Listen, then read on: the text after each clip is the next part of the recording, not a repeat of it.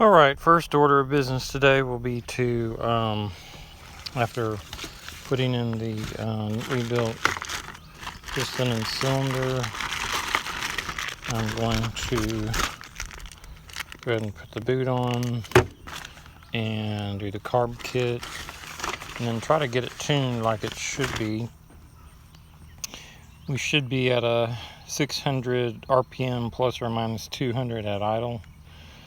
Operating RPM 5,600 RPM.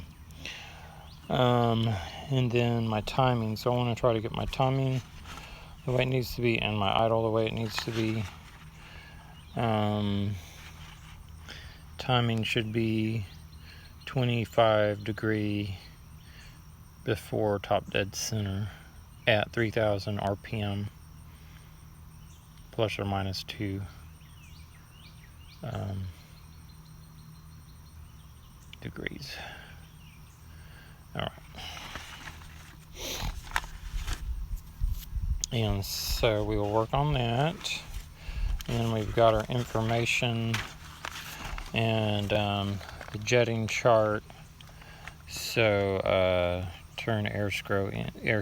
Let's see, our air screw is going to be at 1.25 turns.